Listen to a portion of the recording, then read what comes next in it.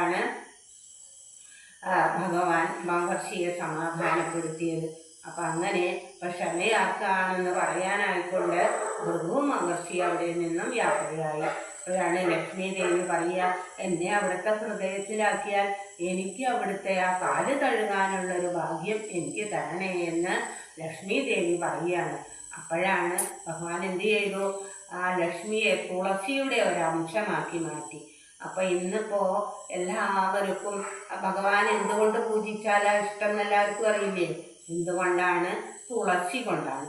എന്തുകൊണ്ടാണ് മാല ഭഗവാന് എല്ലാവരും ഉപയോഗിക്കാറ്? എന്തുകൊണ്ടാണ്? തുളസി കൊണ്ട്. എന്തുകൊണ്ടാണ് തിരുമുടി? തുളസി കൊണ്ട്. അപ്പം അങ്ങനെ ഭഗവാൻ കാല് കഴുകാനായിട്ട് ചോദിച്ചപ്പോൾ ആ തുളസിയെ അടിതൊട്ട് മുടിയോളം കഴുകാനുള്ള അവസരം ആര് കൊടുത്തു? ഭഗവാൻ ലക്ഷ്മിക്ക് കൊടുത്തു. അതാണ് തുളസി.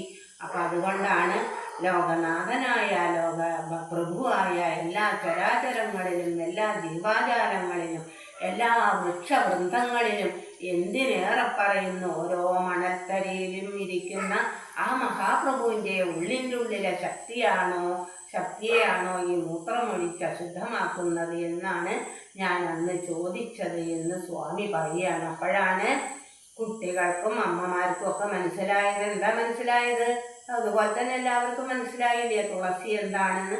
അതാണ് മഹാലക്ഷ്മിയുടെ അംശമാണ് തുളസി. അതുകൊണ്ട് പൂജിച്ചാൽ, ആ തുളസി കൊണ്ട് പൂജിച്ചാലാണ് ഭഗവാൻ ഏറെ ഇഷ്ടം എന്നുള്ളത് പാർക്ക് മനസ്സിലായി. ഈ കുട്ടിക്കും അമ്മമാർക്കും മനസ്സിലായി.